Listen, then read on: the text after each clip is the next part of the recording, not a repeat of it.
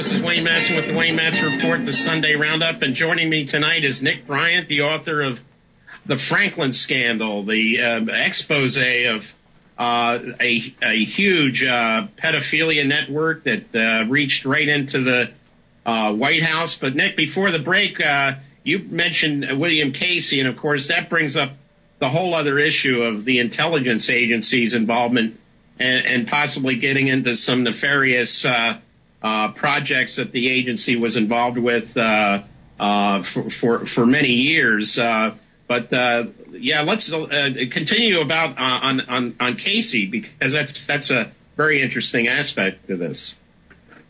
Well, when I first started looking into Franklin, I did it vis-a-vis the CIA angle. I came across my first foray into, I wouldn't have believed, I mean, Franklin is so implausible and surreal. I almost would have just dismissed it right offhand, but I came across the Finder's document, which you mentioned, and it was a seeming very strange cult that was reportedly trafficking children. And when there was a multi-agency investigation into the Finders, the CIA completely quashed the entire investigation.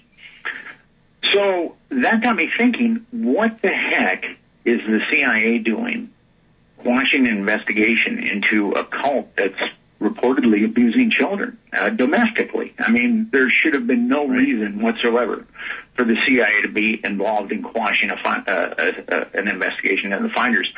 So then I came across Franklin, and Craig Spence, by multiple sources in my book, was a CIA asset, and then I have other people that have told me that the Franklin Credit Union was diverting money to the Contras. I wasn't able to really nail that. The Washington Times, surprisingly enough, did some amazing investigation into Craig Spence's blackmail operation. And what's really funny is that the Washington Times was breaking all these stories about Craig Spence being a CIA asset, Craig Spence giving midnight tours at the White House, underage hustlers accompanying Craig Spence into the White House, Craig Spence's house wired for audiovisual blackmail. I mean, the Washington Times was cranking stories out about this, and then every time the Washington Times cranked out a story, the Washington Post would kick it to the curb. And with anonymous sources. I mean, it was... Exactly. Well, we know the history of the Post. It's been very close to the CIA, and as has been the New York Times.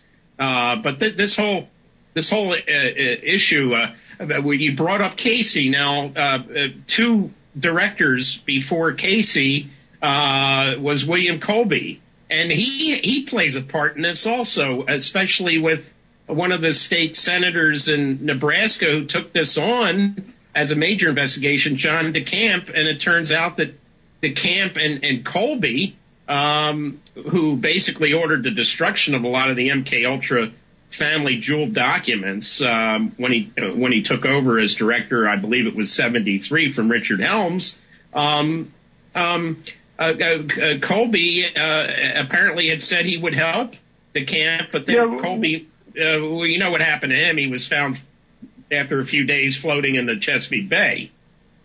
It's interesting. I get into that angle, but actually it was Helms that, what I understand, that destroyed a lot of the documents, the MK Ultra documents. But but from what I understand, and what I know is the Senate subcommittee that was looking into the pedophile network, they were looking for an investigator, and a former state senator in Nebraska had suggested to the chair of this subcommittee that they give William Colby to investigate, because at this point rumors had started descending up the political food chain in Nebraska that this pedophile network was in fact hooked up with the CIA.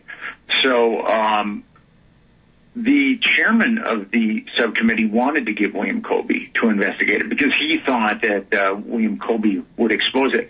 And from what I've been told, I talked to someone who was close to Colby. He wanted to, he had re-embraced Catholicism.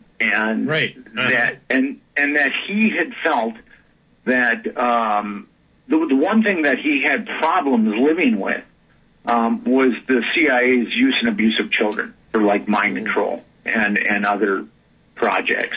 Well, he didn't realize that his own religion was heavily involved in it as well, but maybe he knew that too. It's well, for whatever reason, he seems to have had an epiphany. So yeah. The Franklin Committee decided the subcommittee that was investigating his child abuse allegations decided not to hire Colby as its investigator, but its first investigator quit, and the second investigator was killed under very mysterious circumstances. His plane broke up in the middle of the air. Right, flying back from Chicago, right? And his son flying back, and in my book, I've got 5 sources that say he was flying back from Chicago with pictures that would have broken, blackmail pictures, that would have broken the whole thing wide open. So he never made it back. Now, at this point, after he was murdered, the people in the subcommittee had seen so much carnage involved with this story. I mean, in every chapter in my book, there's 2 or 3 mysterious deaths.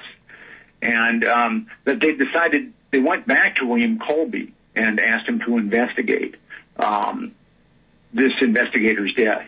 And okay, hold that thought, Nick. We'll be right back after this short break. This is Madsen from Washington.